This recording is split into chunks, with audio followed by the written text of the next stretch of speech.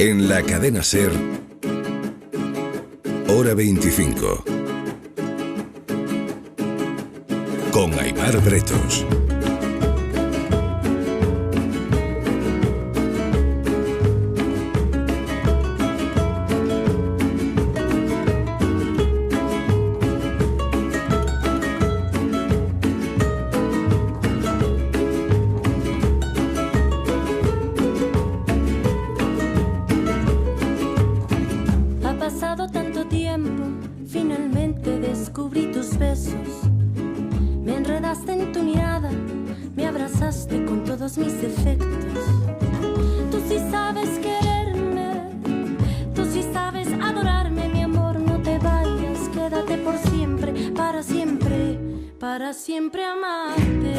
Los meses previos al parto, especialmente para las madres primerizas, pueden ser meses de cierta ansiedad porque todo es nuevo, todo es extraordinario, explotan las emociones cruzadas, la vida se convierte en un mar de dudas y lo que está por venir genera muchas preguntas.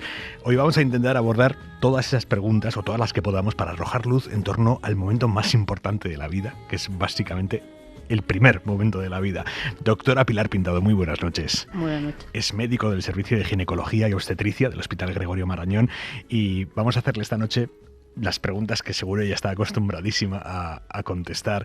Hay mucho desconocimiento alrededor del parto. Las mujeres que llegan al hospital suelen llegar ya con muchísima información. Sí, actualmente las embarazadas tienen mucha información. A veces no sabemos si tener demasiada información es tan bueno, pero sí que saben mucho. Luego hay cosas que te sorprenden. Por ejemplo, pues que piensan que el parto es una cosa muy rápida. Yo tengo un compañero anestesista que dice siempre, Hollywood ha hecho mucho daño. Un parto no son 5 minutos, como ves en las películas. Entonces la gente tiene mucha información, pero hay determinados temas en los que igual o no han pensado que pueda ser verdad lo que dice el libro. Igual a mí me toca una cosa rapidita y no, generalmente tienen información, pero yo creo que a veces tener demasiada tampoco, porque se agobian más de lo que realmente puede ser. La mayoría de los embarazos, esto es como todo. La gente, yo siempre les digo a mis embarazadas, la gente tiene la mala costumbre de contar lo que le va mal. A la mayoría le va bien. ¿Para qué te sirve que te agobie la vecina, la prima, la amiga, si cada señora es diferente? Además es una frase que decimos mucho los obstetras. No hay ningún parto igual en ninguna señora. Ni el primero ni el tercero de la misma señora va a ser igual, con lo cual no puedes comparar tu parto con la vecina, la prima o la amiga. O sea, entonces, si una mujer ha tenido un primer parto muy complicado, el segundo no tiene por qué serlo. No tiene por qué serlo, pero ya simplemente por ese antecedente vas a estar intentando evitar las complicaciones, porque algunas complicaciones se pueden repetir. No tiene por qué serlo, no. Por ejemplo, la preeclampsia, que es una subida de tensión en el tercer trimestre de embarazo. Una paciente la puede tener en el primer embarazo y no tenerla en el segundo, pero simplemente por ese antecedente tú ya la tienes que vigilar más. Dígame una cosa que muchas madres primerizas no sepan y deberían saber. O sea, yo creo que saben bastante, pero por ejemplo el mundo del posparto, el mundo del puerperio, aquella situación de la que nadie habla. Las embarazadas piensan que llega el embarazo, o sea, llega el parto, pares y ya está. Todo el mundo te cuenta lo bien que le ha ido o lo mal que le ha ido hasta el parto. Viene el posparto y es cuando las señoras probablemente están más frágiles, tienen más pues la habilidad emocional, el tema de la lactancia, me molesta los puntos, un montón de cosas que es un cambio de situación en 24 horas. Igual para eso no se habían preparado, se preparan durante todo el embarazo porque todo el mundo te cuenta el embarazo esto, lo otro, tal, pero del posparto nadie te lo cuenta y muchas pacientes lo que realmente ven como, ¿qué es esto? Es el posparto. Hábleme del posparto. El posparto, pues es una situación ¿qué emociones se pueden llegar a tener? Con mucho cambio, pues. Pero físico, emocional. De o ambos.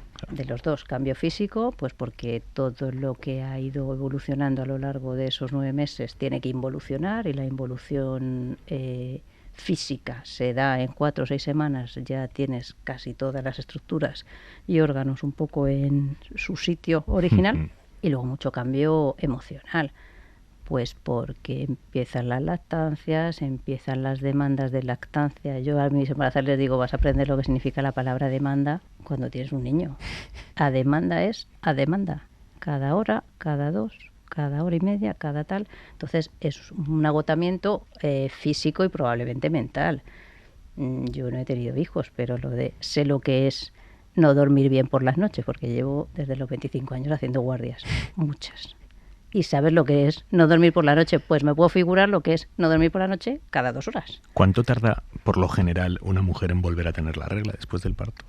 Depende, sobre todo de si dan lactancia o no. O sea, en condiciones normales, si tú das lactancia, la regla no vuelve hasta, pues por lo menos 6 meses. También depende de la lactancia que tengas. Si es una lactancia muy instaurada, donde se dan todas las tomas. Y luego depende de las mujeres. Hay mujeres que aunque lacten, les viene la regla al final de la cuarentena. La famosa cuarentena que decían las abuelas son eso, 5 o 6 semanas, donde acaba un poco la involución y que todos los órganos vuelven a estar, el útero en su lugar, la mamá ya está lactando bien preparada, toda la pared abdominal vuelve a su sitio y ya puedes volver a hacer una vida normal. Eso implica tener relaciones sexuales. ¿A partir de qué momento se pueden volver a tener relaciones? Normalmente les decimos eso a partir de las 5 o 6 semanas, a partir de que no manchen y de que ya no les duela, porque hay pacientes que tienen episiotomía, otras que no, otras que han sido cesáreas. Entonces, hombre, lo de tener las relaciones suele ser cuando acaba la cuarentena, que es cuando dejan de manchar, cuando ya no les molesta la zona de la episiotomía y cuando les apetezca también. Puedes hacer ejercicio, puedes volver a tener relaciones con métodos anticonceptivos, no hay que fiarse, yo también, esta es otra de mis frases a las embarazadas, no hay que fiarse de la lactancia como método anticonceptivo porque no lo es. Las señoras se embarazan en la lactancia, bueno, igual no te importa, pero igual sí. Entonces hay mucha leyenda urbana en torno a eso. Hay mucha leyenda urbana, la gente se piensa que no se embaraza. Es más difícil, ¿por qué? Porque la función ovárica está frenada por la lactancia, pero no significa que no puedas tener ya un ciclo que va a iniciar, vas a tener una ovulación y vas a tener una regla, y si te embarazas en ese ciclo, ahí está. ¿Qué opina de la decisión consciente, meditada de algunas mujeres de dar a luz en casa en lugar de hacerlo en el hospital? A mí me parece, yo, Pilar Pintado Recarte, que llevo desde el año 2006 en el paritorio de Gregorio Marañón, con una media de 14-15 partos al día.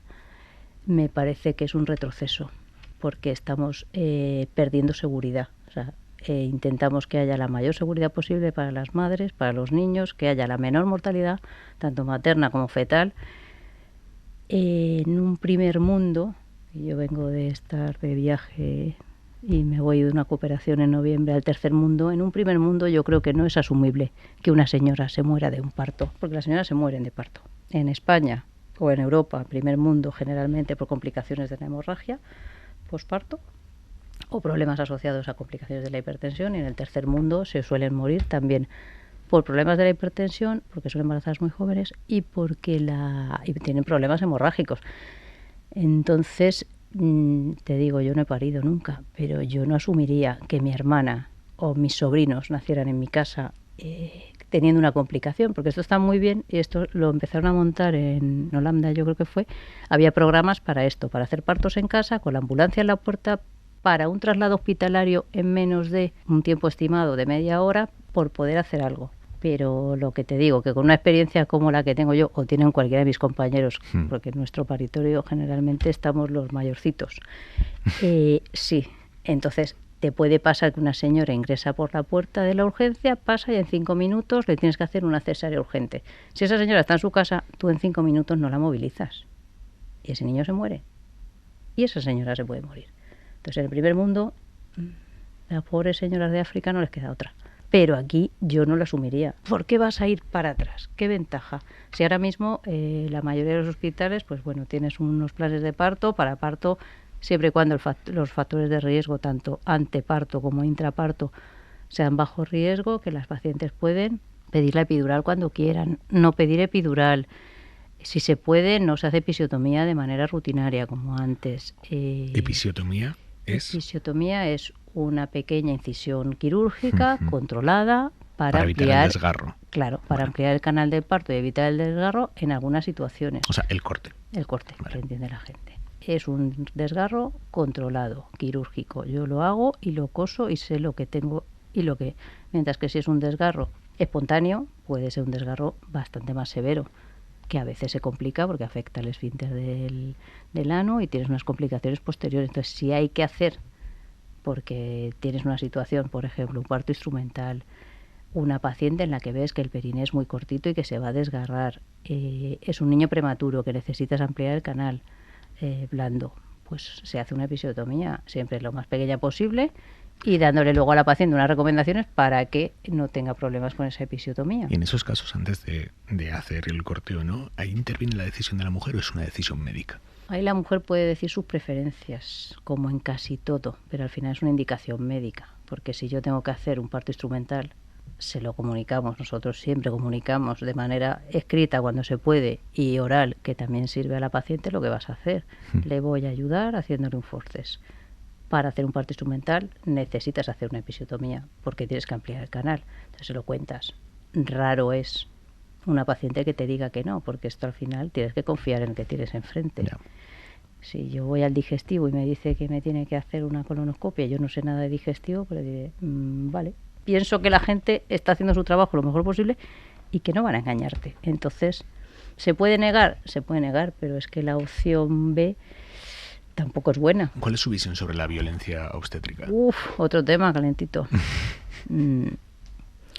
Creo que, no es solo yo, o sea, los obstetras que nos dedicamos, como te he dicho, a intentar tener buenos resultados perinatales, tanto maternos como fetales, formarnos, hacer cursos cada vez más en simulación, que hacemos mucha simulación en maniquís para mejorar y para formar a nuestra gente de una manera más segura, no como aprendimos nosotros hace 30 años. Estamos por las señoras y para las señoras.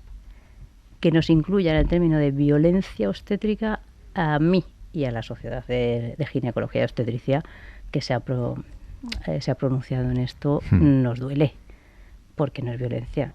Yo no oigo hablar de la violencia del fontanero, del mecánico, del traumatólogo o del abogado.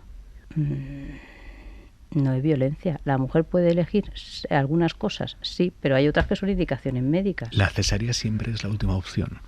Depende de la indicación. La cesárea siempre es la última opción. Por ejemplo, una paciente que está de parto y tú intentas que vaya dilatando, le das sus tiempos y si no consigues ni que dilate o que la cabeza, aunque haya dilatado, no llegue a un plano en el que ya se puede hacer un parto instrumental o un parto vaginal. O sea, hay un plano a partir del que ya el parto es vaginal. Si no llegas a ese punto, no tienes otra opción. Entonces, a esa paciente que está de parto le haces una cesárea. Hay otras pacientes en las que es la primera indicación. Por ejemplo, una paciente con una placenta previa. Una placenta previa es una placenta que tapa la salida del útero, tapa el cuello y por ahí nunca se va a poder poner de parto esa señora, ni se puede poner de parto y puede empezar a sangrar y tener una complicación hemorrágica severa. Pero ese niño nunca va a caber. Entonces, esa paciente de entrada ya es la única opción que tiene. Entonces, tiene unas indicaciones médicas que son establecidas en función de la patología, tanto de la señora como de los fetos. Un feto, por ejemplo, muy pequeño, con mucho retraso del crecimiento, con alguna malformación, pues a veces no le sometes a hacerle un parto, porque sabes que le vas a ofrecer más beneficios si haces una cesárea. Hay una serie de indicaciones o una situación transversa, por ejemplo, que en vez de estar de cabeza o de nalgas, está en transversa. Esa señora nunca va a parir. Esa señora solo tiene una opción, que es hacer una cesárea. O sea, es el último recurso en los partos en marcha, sí, diríamos, y en otros tienen unas indicaciones que habitualmente las pones ya desde las consultas de alto riesgo. Hablando de cesáreas, ¿cuántas aguanta una mujer? Eso está tasado. ¿Cuántas aguanta?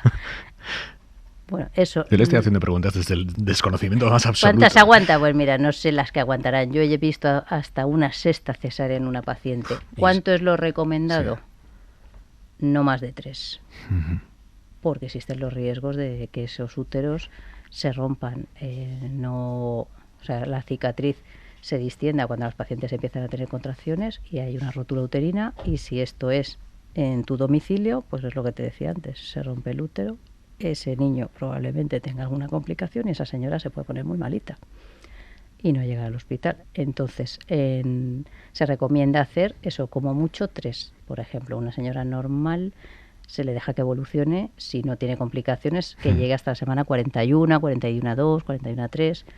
Pero una paciente con 3 cesáreas anteriores no pasa de la 37 semana. ¿Por qué? Porque a partir de ahí es cuando puede empezar a tener contracciones y le pueden empezar las complicaciones. ¿Los partos de bebés prematuros son distintos? En cuanto al parto como tal, no.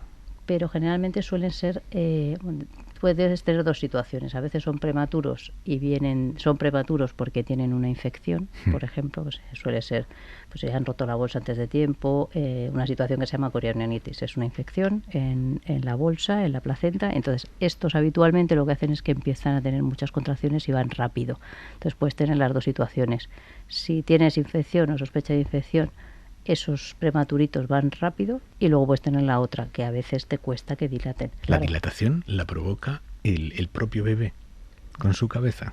La dilatación contribuye a ella, la presentación, sea cabeza o sea nalga, la bolsa que se va marcando en la zona del cuello y muchos cambios hormonales y bioquímicos que se producen durante el final del embarazo. ¿Cuál es el momento más crítico del parto? Me imagino, no lo sé, no tengo ni idea, pero me imagino que una vez que ha salido la cabeza y están ahí los hombros... Sí, ese puede ser una de las complicaciones que peor podemos enfrentarnos los obstetras, sí, la distocia de hombros. ¿Y qué se hace ahí? Iba a decir, rezar. No, se hacen cursos de formación a la gente para que los que tenemos más años y hemos hecho, vas formando. Y lo que te decía antes, hacemos mucho en maniquí. O sea, tenemos muchos talleres con nuestros residentes de enseñarles a cómo solucionar estos problemas sobre una muñeca que es anatómicamente igual que una paciente, con un feto que es igual que un recién nacido, y practicar ahí para que el día que lo tengas que hacer sepas cómo solucionar eso. Habitualmente con las maniobras que se llaman de nivel 1 y nivel 2 consigues solucionar una distocia de hombros, pero es verdad que es una situación probablemente de las más angustiosas que podemos tener, porque ha salido la cabeza, pero claro, tiene que salir el resto del cuerpo, ya la cabeza está fuera. Entonces eso es tiempo dependiente. Yo tengo que solucionar esto antes de 4 o 5 minutos. Cuanto más tiempo pase, peor. Entonces puede ser de las más angustiosas. Hablando de tiempos, desde que una mujer rompe aguas hasta que el bebé tiene que estar ya fuera sí o sí, ¿cuánto puede pasar como mucho? Como mucho, pueden pasar muchas horas. Esto es otra, por eso te decía lo del cine. Una paciente puede romper bolsa pero no estar de parto. Entonces luego dice, es que llevo 3 días en el hospital. No. O sea, llevo 3 días de parto. No, lleva 3 días en el hospital, pero no de parto. No es lo mismo. Tú puedes romper... ¿Pueden pasar 3 días? Por ejemplo, tú puedes romper bolsa y no ponerte de parto. Entonces, hay unos protocolos de bolsa rota que les dejamos un tiempo en función de la exploración que tengan, el número de hijos que tengan. Se les da un tiempo de margen porque se supone que estas pacientes, solo por tener la bolsa rota, van a empezar a tener contracciones. Entonces, les das un margen de 12 horas, de 12 o de 24, esto ya depende del protocolo del centro, para que se pongan solas de parto. Si no se ha puesto sola de parto, se va a poner. Le ponemos una medicación. Y la medicación puede durar hasta otras 24 horas con el fármaco. Lo que intentamos es, si una paciente que ingresa con la bolsa rota y dices es un primer niño con un cuello, una dilatación de 0, pues entonces igual esas primeras 12 horas se las quitas. Le pones el fármaco directamente porque sabes que esas 12 horas van a ser un poco de... trámite que no van a favorecerle. Entonces le pones el fármaco y con el fármaco están hasta 24 horas. Y luego una vez que empieza la dilatación, pues puedes tardar otras 14 fácil desde que estés con los 3 centímetros hasta que salga el bebé. ¿Cuál es la dilatación idónea para el inicio de un parto? Para el ingreso, hombre, lo ideal son los 4 centímetros. No para el ingreso, sino para... una señores, empieza aquí el parto. Está de parto a partir de los 3-4 centímetros y con contracciones. Por lo menos 2 contracciones cada 10 minutos. ¿Las contracciones se notan siempre? Las de parto se suelen notar porque son dolorosas. Pero luego esto es como todo. El umbral del dolor de cada señora está en un sitio. Hay gente que tiene muchas contracciones, está con 8 centímetros y la ves y bueno... Y hay otras personas que están con 2 centímetros y parece que ya están con 8. Entonces luego esto ya depende de cada paciente, de su umbral de dolor, del número de partos que sea. ¿El dolor del parto es comparable con algún otro dolor? Hay muchos hombres que cuando les da un cólico dicen, no, es que es como un parto. Entonces la mujer que está al lado dice, no has parido en tu vida, majo. pero sí puede ser parecido el tipo de dolor, o sea, un dolor así espástico que se relaja, va, viene, tipo cólico. Puede ser. Las mujeres. No sé, no te lo puedo decir por experiencia porque Ya. no me ha dolido nunca eso. La- Pero muchas pacientes es como si me diera un cólico por el tipo de dolor. O sea, porque es un dolor que se pasa, se mejora si me muevo un poquito, me da otro dolor. Es llamativo lo del dolor. Estuvo en este programa hace unos meses Juan Luis Arzuaga y nos dijo que una de las cosas que más le fascina, después de toda la vida investigando el ser humano, ¿no? Y el cuerpo humano, y nos dijo que una de las cosas que más le fascinan es que después de tantísimos años de evolución, el humano no haya conseguido evolucionar hasta tal punto que el parto, que es algo por lo que pasan muchísimas mujeres, no duela. Ya. Yo no sé si a las otras especies les duele o no les duele. No le hemos preguntado a las perritas si paren si les duele o no les duele. Él lo que nos decía es que los humanos y los primates tienen la cabeza más grande. Gorda, eso es verdad, claro. Sí, y que, claro, pasan por unas caderas que no son lo suficientemente anchas como para eso. Y eso, después de tantísimos siglos de evolución, joder, lo podríamos saber, ¿no? Claro, y por eso también los partos son más largos, porque esas cabezas se amoldan a esas pelvis. Esa es otra de las situaciones que puedes tú pensar, la paciente está de parto y al final acaba una cesárea. ¿Por qué? Porque esto siempre, yo les digo a las señoras, esto es continente contenido. Se tienen que amoldar. Entonces esas cabezas de los bebés se van amoldando a esos espacios. Si lo consiguen, progresa el descenso de la cabeza y llegan al plano en el que ya va a ser un parto vaginal, pero no todos lo consiguen. ¿Cuánto estorban las parejas dentro del paritorio? No me preguntes eso. No, es que no. Ha visto que no le pregunto si estorban, le pregunto cuánto estorban. Pues depende, no suelen estorbar mucho, se portan bien. Antes no entraban, tampoco me parece que fuera la situación ideal. O sea, yo cuando empecé la residencia los maridos se quedaban fuera en el pasillo. Tampoco me parece. Pero, como dicen, en el término medio está la virtud. Ni aquello, ni que pasen a todos los sitios. Entonces, incluso sin el espacio suficiente para que estén ahí en primera fila, que a veces pasa, en alguna vez que como anécdota pues dices, si este señor es que se ha caído y se ha dado un golpe, marido sensible, pues a veces lo que pasa es que le tienes que hacer caso al señor en vez de a la mujer, porque el marido se ha mareado. O sea, eso pasa de vez en cuando. Entonces dices, también hay mucho marido presionado que dice, no, si yo me quiero salir. Que un poco la corriente es los maridos en todo, y incluso algunos dicen, no, pero si yo igual no me importa estar fuera. O sea, no estorban, también si colaboran. Partidaria de la epidural siempre. Siempre. Yo soy de las que dice, el primer invento la lavadora, el segundo la epidural. Yo empecé la residencia en el año 95. No se ponían epidurales. Y las señoras, duele, lo que tú decías, duele. Y si tú tienes que inducir a una señora a un parto porque ha roto la bolsa con un fármaco, eso duele. Y luego le pones oxitocina y eso duele. Entonces, hombre, esto es como ir al dentista. Pues si me puede poner anestesia, mejor que si me tengo que, como en las películas, tomarme un whisky y morder un palo. Luego ya cada uno, ahora también hay tendencias de no pues quiero epidural, pero quiero notar más. Cada uno lo suyo. Yo es que soy muy pastillera. A mí me duele la cabeza y me tomo un Enantium. ¿Hay algo más duro que un parto en el que se sabe que el niño ya está muerto? Sí, que se te muera una señora. Y eso es bastante más duro, porque lo otro lo sabes, porque lo has visto en una consulta de ecografía, lo has diagnosticado, la señora viene a la urgencia porque no lo nota y le hacen la ecografía en la urgencia y le diagnosticas que es una muerte intraútero, pero yo creo que más grave es, claro, por eso te decía lo de los partos en casa, nunca pasa nada hasta que pasa. ¿Cómo se prepara esa mujer a la que se le dice en el mes 8 que el bebé está muerto y que tiene que parirlo? Pues con mucha ayuda. Con mucha ayuda de su casa, de los profesionales. Nosotros ahora tenemos una psicólogo perinatal que les ayuda mucho, no solo a ellas, pues por ejemplo a las madres que van a tener un prematuro, a señoras que tienen otro tipo de patología psicológica, psiquiátrica previa y que el tema del parto pues las puede descolocar un poco. Entonces la psicóloga les ayuda, pero tiene que ser una situación bastante difícil. ¿Se supera?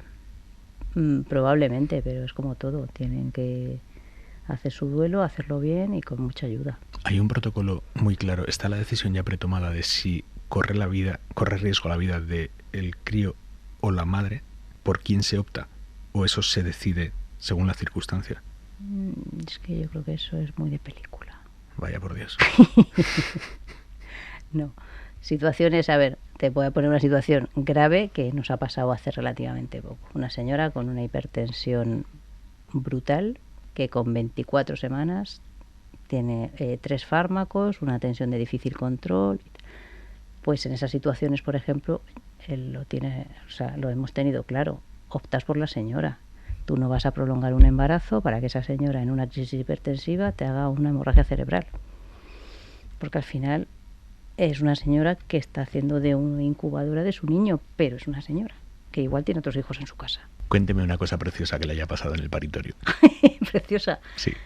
Bueno, me han pasado muchas porque a mí me gusta lo que hago. Esto no le gusta a la gente, pero yo y mi grupo de amigos obstetras somos raros y nos gusta lo que hacemos. Preciosa, pues no sé, ¿qué te puedo contar? Partos así emotivos, los de mi familia, que al final, hombre, no todo el mundo quiere estar en las cosas de su familia. Pues, hombre, Eso le iba a decir, usted no se abstiene. Pues no me abstuve.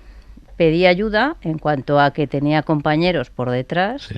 Pero bueno, al final son mis sobrinos, pues ya está. Así puedo, cuando yo le digo a una paciente, le vamos a hacer un forceps para ayudar y tal, y me dice, ¿un forceps? ¿Por qué? Y digo, ¿por qué se lo he hecho a mi sobrina porque ayer? Confío y se lo he hecho a mis sobrinos. Si no confiara en el instrumento no lo haría.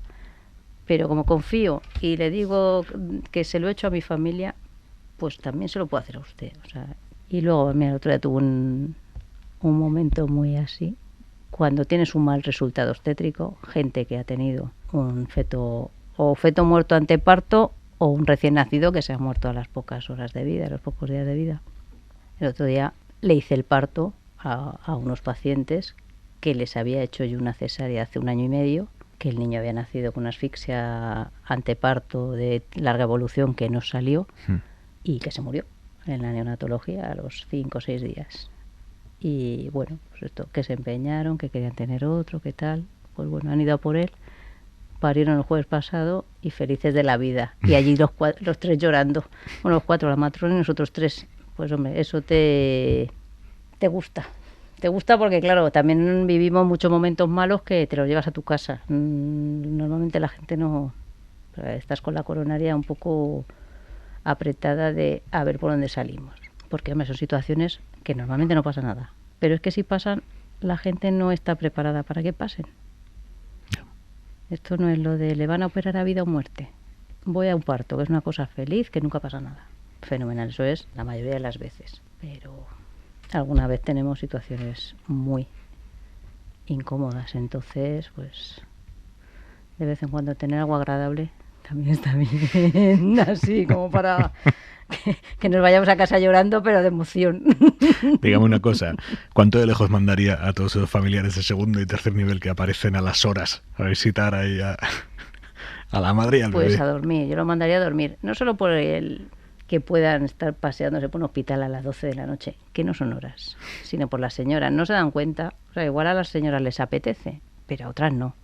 No se dan cuenta que a veces, o sea, esa señora lleva un montón de horas de parto, quiere dormir al ritmo de su bebé, su niño duerme 2 horas, ella duerme 2 horas, y tener familias todo el tiempo, eso puede ayudar, ¿no? Yo creo que las agobia más que otra cosa, porque es todo el tiempo, pues eso, que si la teta, la familia dentro, que si va a hacer la familia dentro, que si tal, con toda la gente mirándote. Mira, si de algo bueno nos ha servido la experiencia COVID, es que solo pasaba la señora y su marido, y te digo porque me lo han dicho muchas pacientes, estaban felices.